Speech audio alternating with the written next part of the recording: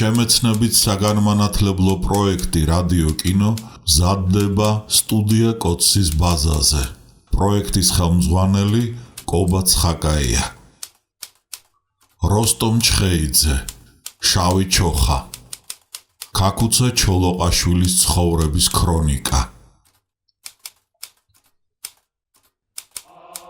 თავი 23. ღმერთო ჩემო, ღმერთო ჩემო, რისთვის დამიტევე მე? იმ მიზეზით გამოდევნეს პეჟოს ქარხნიდან მარქსისტულ კრებებზე რატომ არ გვესწრებით და თქვენც რატომ არ ილაყებთ ტვინს ჩვენსავით მარქსის აზრებით და ციტატებითო? თავისებურად იყროდა წრე, ერთ გადმოხვეწას, მეორე გადმოხვეწა იმეორებდა, დიდს მინიატურული, მაგრამ კიდევ ერთი დამადასტურებელი, რომ საკუთარი ქვეყნისათვის თავშეწირულ ადამიანებს არსად დაედგომებოდათ, აუცილებლად სული უნდა ამოხდოდათ დაუსრულებელი დევნა შევიწროებით. ისეთი ეპოქა დამდგარიყო. აკაკი ჩხენკელი ცოტას მაინც გაირჯებოდა და 1200 თუ 300 ფრანკს გადასცემდა ალექსანდრეს. ჯერ ეს იკმარეთ და თუ თქვენი უმუშევრობა გაგრძელდა, კიდევ დაგეხმარებით. ამასთან ვეცდები სამუშაოც აღმოგიჩინოთო. მის იმედად ხომ ვერ იქნებოდნენ და ალი კამილახვარი აპოვნინებდათ სამსახურს. ბედი მდევარი არ მოასვენებდა ნოე რამიშვილს და თუნდ შეფიცულთა ხელით არ პოვებდა სიკვდილს, თუნდ გასაკვირი არ იქნებოდა ისე გაემწარებინა ისინი, საბედისწეროდ მაინც ის წერილი გადაექცეოდა სოციალ-დემოკრატებს, რომ მისწერა პარიზიდან საქართველოში. არ გაიკაროთ ამ პიროვნებათა მიერ გამოგზავნილი ხალხიო და ჩამოთვლიდა ქაქუცა ჩოლოყაშვილიო, გენერალი კვინიტაძეო, სპირიდო მკედიაო, შალვა ამირეჯიბიო. კომუნისტები იგდებდნენ ხელთ ამ წერილს და გამოაქვეყნებდნენ, რაც სოციალ-დემოკრატთა ერთ ნაწილს გულს გაუტეხავდა რამიშვილზეც და მთელ მის პარტიაზეც და თუნდაც ოფიციალურად არ გამოვიდოდნენ იქიდან, თითქმის ჩამოსცილდებოდნენ. მათ შორის პარმენა ჭანუკვაძეც, ერთი ჩუმი, წყნარი და პატიოსანი კაცი, გაბედული მებრძოლი, ვისაც გული აღარ დაუდგებოდა სოციალ-დემოკრატიულ პარტიაში. ამის გამო კი დევნას გამოუცხადებდნენ პარტიის ლიდერები და არსად მისცემდნენ ფეხის მოკიდების საშუალებას. აღარც ოდინკურში, აღარც პარიზში. ბოლოს სამუშაოზე ფათერაკი რომ შეემთხვეოდა, მარჯვენა ხელის საჩვენებელთიც დაკარგავდა, კინახამ გადაირეოდა. მერე რაღა ვაშკაცი ვარ, იარაღს ვეღარ ვიხმარო. ნოე რამიშვილს მიადგა, პარტიის წევრად მოღარ მიგულისხმებთ და თავი დამანებეთ, რათა ჩემი საცხოვრებელი ვიშოვნო. იმან რა უთხრა, ალექსანდრემ ეს უკვე აღარ იცის. ახსოვს მხოლოდ ის, რამ ღელვარედ განიცდიდა უთითობას პარმენ ჭანუკვაძე და მალიმალ იმეორებდა, აბა მე რაღა ვაშკაცი ვარო, მუქარად დაეჟინებინა, ეს ქართველებმა მომიწყეს და არ ვაპატიებო. მასპინძელი მიხვდებოდა, სტუმარის სიტყვებს იოლად არ ხარჯავდა და ვაი თუ მართლა მოეწადინებინა შურისძიება. ამიტომ მის დაშოშმინება შეეცდებოდა. აგერ მეც მომკვეთა ცერათითი მანქანა სიტროენის ქარხანაში და ძალიანაც განვიცადე, მაგრამ შურისძიება არავიზე მიფიქრიაო. პარმენი თითქოს დაწყნარდებოდა, აუღელვებლად ისადილებდა და გამოემშვიდობებოდა. მაგრამ მისი უმუშევრობა რომ კვლავაც გრძელდებოდა და პარმენს ეჭვიც რომ არ ეპარებოდა, სოციალ-დემოკრატიის ბელადების ბრალია ვერაფრის დიდებით რომ ვერ დამიმორჩილესო, თურმე არც ცდებოდა. ეგა მისმა ყოფილმა ბელადებმა ვერ განჭვრიტეს, თუ რა შეიძლება მოემოქმედა ამ ხასიათის კაცს წონასწორობას თუ დააკარგვინებდნენ. არ მოუკლეს მის შევიწროებას. ბარემ შიმშილით ამოვხადოთ სულიან და ფსიქიატრიულ საავადმყოფოში ამოვაყოფინოთ თავიო. ამის მსგავს ნამდვილად არაფერს მოელოდა ნოერამიშვილი. სოციალ-დემოკრატთა კრებაზე მიმავალს მეტროს ამოსასვლელში პარმენ ჭანუკვაძე თუ დახვდებოდა და რამდენიმე ტყვიას დაახლიდა.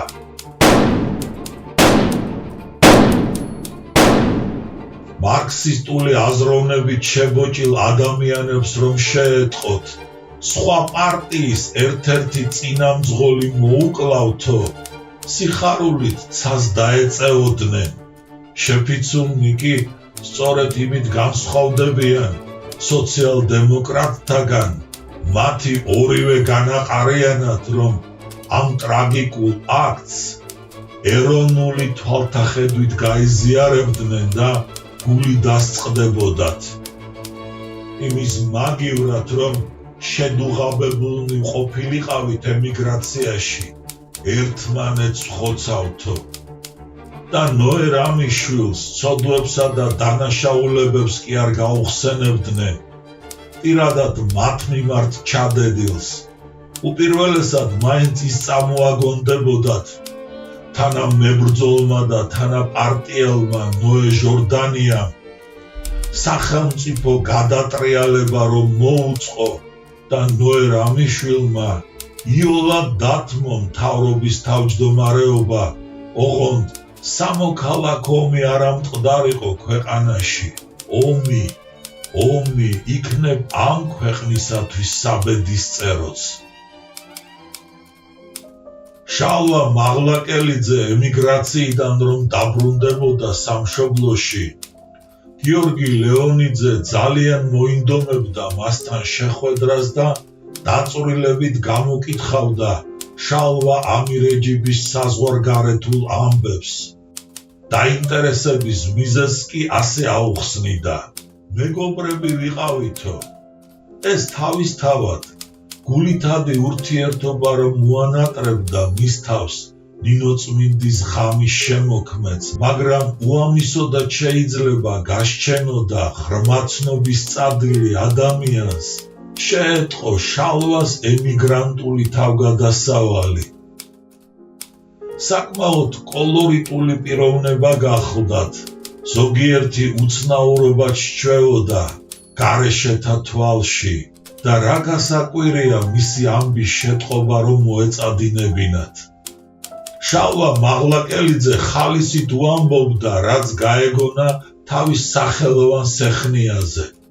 უპირველესად კი მის უცნაურობას აღნიშნავდა და ნიმუშად იმ გარემოებას მოიხმობდა, არც ერთხელ შრომის ბირჟაზე არ ჩაწერილაო. მერე რა მოხდა? იკითხავდა გიორგი ლეონიძე. ახალ დაბრუნებული ემიგრანტი კი აუხსნიდა. მე-11 საუკუნიდან კანონიც კი არის შემოღებული, რომ თუ ფრანკს 1 ფრანკიც არ გააჩნია, პოლიციას შეუძლია მისი დაპატიმრება. ფუნთუშა 1 ფრანკი ღირს და ისიც თუ არ მოგეძევება, მაშინ რითი ცხოვრო? ამიტომ ჩვენ ყველა გადახვეწილნი ბირჟაზე ვეწერებოდით, აღრიცხვაზე ავყავდით, ბინასაც გამოგვინახავდნენ და აღარც იყო ის საშიშროება, რომ რაიმე უწესოს აქციელს ჩაიდენდი.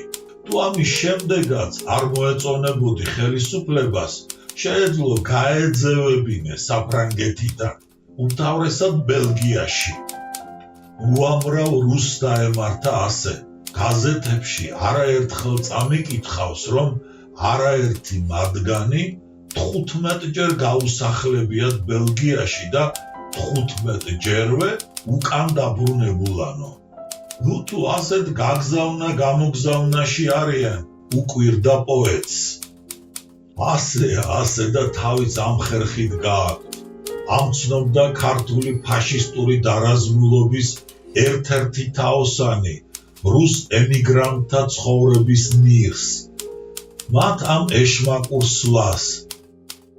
საერთოდ ეშმაკური თუ მახვილგონიურული აბრუნდები ნიშანდობლივი გახლდათ გადახვეწილთა ყოფისათვის. მათი ცხოვრების სტილად ჩამოყალიბებული მით უმეტეს თავის მოკატუნება და ამ ფონზე განსაკუთრებით აოცებდა ყველას შალვა ამირეჯიბის ის უცნაური მოქმედება, არც ერთხელ რომ არ ჩაწერილა შრომის ბირჟაზე და არც არსად უმუშავია. ცხოვრება იმის მოლოდინში, რომ უეცრად ხელს გტაცებენ და დაგაპატიმრებენ. მით უმეტეს შალვას ბუნების პიროვნებას არც გაძევება აძლევდა ხელს, ვერ შეეგუებოდა გადმოგზავნას. კი მაგრამ ასე გამომწვევად რატომ იქცეოდა? ნუ თუ იმ იმედით, ბედი ამჯერად მაინც არ გამწირავსო. არადა გამომწვევის საქციელი რომ გეხსენებინა მასთან, ვერც გაიგებდა, რა გამოწვევაზეა ლაპარაკიო. რომანტიკოსია, ვერადავერ ჩაჭედილა თავისი დროების ქერქში და შორეულ სივრცეებში ფარფატი ურჩევნია. იმ გაზომილების რაკურსიდან კი არსად მოჩანს არც შრომის ბირჟა და არც არანაირი სამსახური.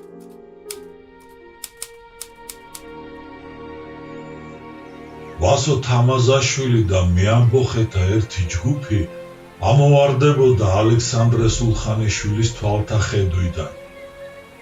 კლავაც აქ დარჩებოდნენ, კლავაც ტყეს ეფარებოდნენ, ოღონდ უკვე თავის გადარჩენას აღაფიქრობდნენ. ჩამქრალიყო გაცხოველებული სამზადისი აჯანყების ბაირაღის ასაფრიალებლად და მიზან დაკარგულ მებრძოლთა მიმოსვლა ტყეში მართლაც უაზრო წამწალს დამსგავსებოდა. ამ თავშესაფარს ვინ ანებებდა? მილიცია და ჩეკაც ფხიზლად ტრიალებდნენ მათ გარშემოც და ხან რომელ ოჯახს ააწიოკებდნენ და ხან რომელს. როგორ თუ ვასო თამაზაშვილსა და სხვა ყაჩაღებს ლუკმა გაუყავითო.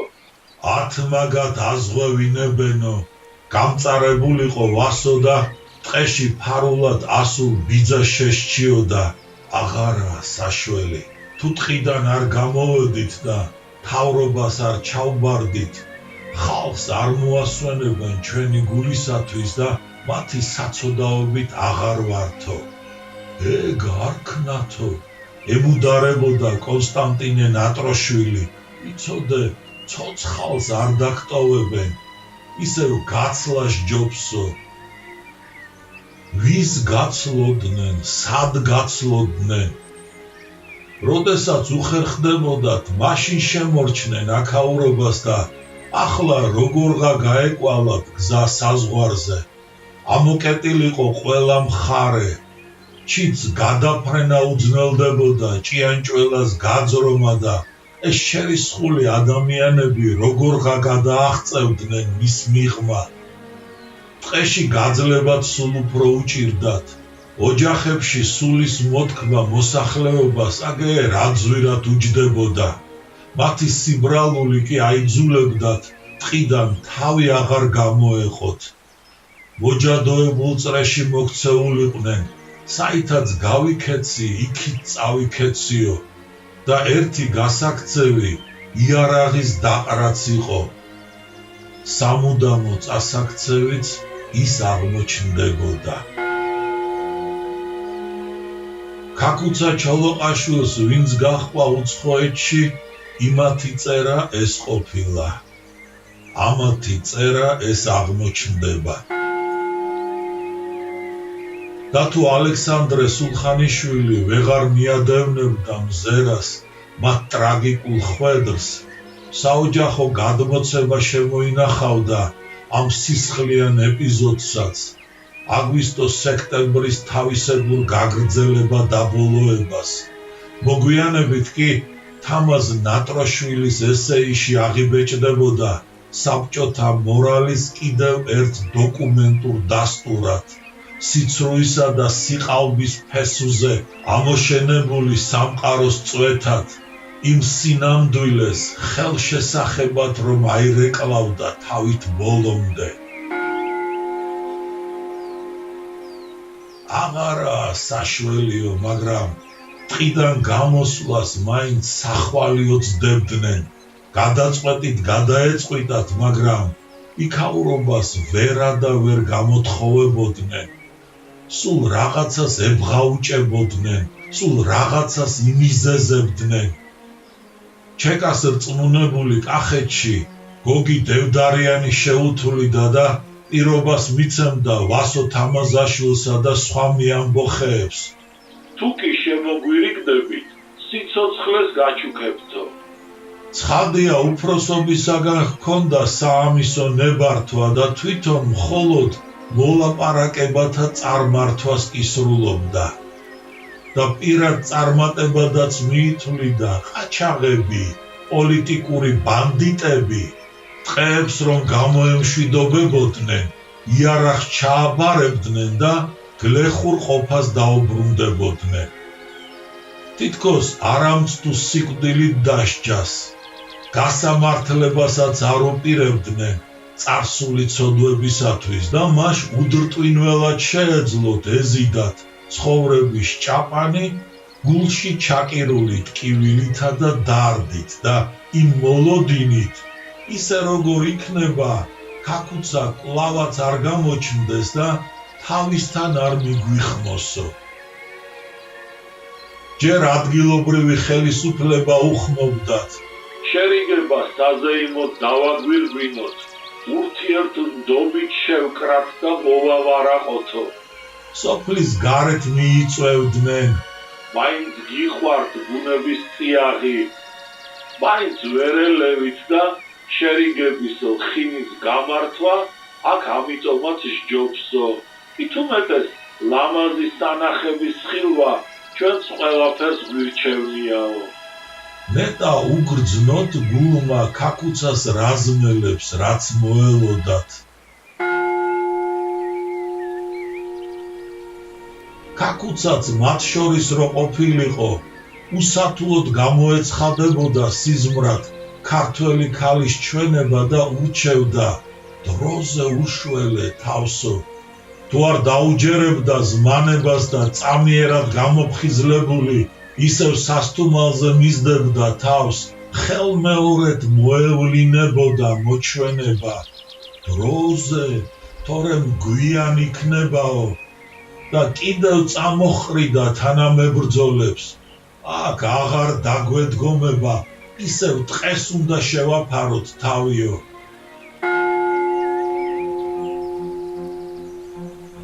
ესენი დანდობილად მივიდოდნენ.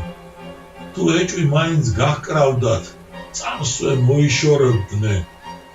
თუ ჩვენი შეპყრობა სწადიათ, აგერ არა ვართ, როდესაც მოინდომებენ, მაშინ ჩამოგვივლიანო. მათი დაპატიმრება ჩეკას წყალობად ესახებოდა. წყალობას კი არ გაიმეტებდნენ. შერიგების საზეიმო სუფრა სისხლიან ანგარიშწორებად გადაიქცეოდა.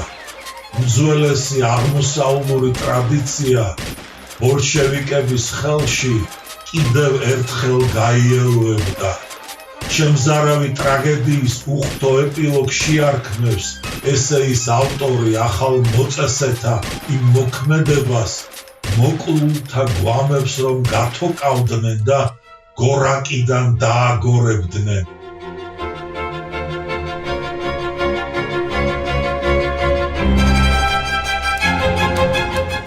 ამ ზაკრული განზრახვისა არაფერი იცოდა გოგი დევდარიანმა. ეთყობა კაცრად გაასაიდუმლოეს, რათა მის ხურს არ მისწვდენოდა შერიგებულთა მსხვერპლად შემწირველი ლხინის გამართვის ამბავი. კარგად მოეხსენებოდათ მისი ვაჟკაცური ბუნება.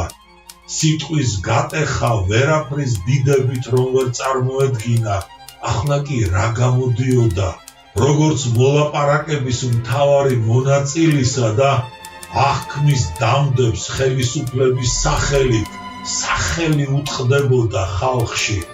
ან კი თავი როგორ ემართლებინა, რანაირად დაეჯერებინა სოფელ ქვეყანა ამ სიცხში გარეული არავარო, როდესაც მართალია უნებურად, მაგრამ მისმა დაპირებამ გადაწყვიტა ქაქუცას რაზმელთა ბედი ასე სავალალოდ.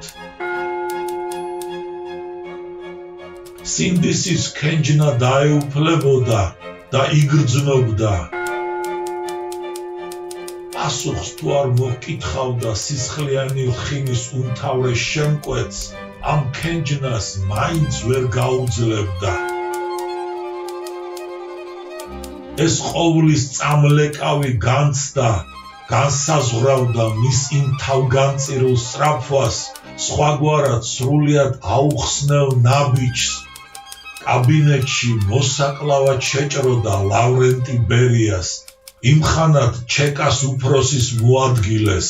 ამოღებული იარაღით მიიწევდა იქით, მაგრამ ვინ დააცდიდა შურისძიებას და მასაც დაუნანებლად გაისტუმრებდნენ იმიერ სამყაროში. ზედ წააკლეს და ეგაა მე ამბოხებს. როცა მოგვიყვობს პარტია, აგუნდება მთავარი. პატივი და აღზევება მოელოდა პოლიტიკურ ბანდიტთა ბუდის განადგურებისათვის, მაგრამ არამც თუ ეს მიწიერი სიკეთენი, სიცოცხლეც აღარ მოინდომა საჯაყ ამბავში გახვეულმა.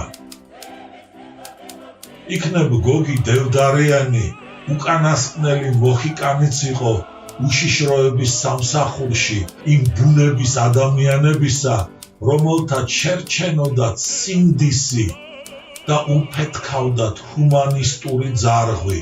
რაც გინდა თქვი და დაუვიწყარი ეპიზოდია და ნიშანდობლივია, რომ უშუალოდ გადასჯაჭვია საქართველოს სახელმწიფოებრიობის აღდგენისათვის დაღუპულთა ბედს.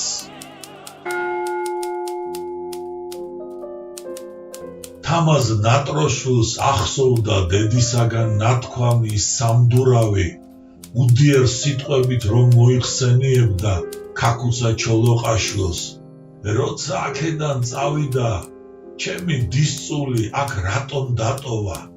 რატომ არ გაიყოლა? სიკვდილს რატომ შეატოვაო? სიკვდილამდე ვერ მოელებინა ობლად დარჩენილი დისწულის.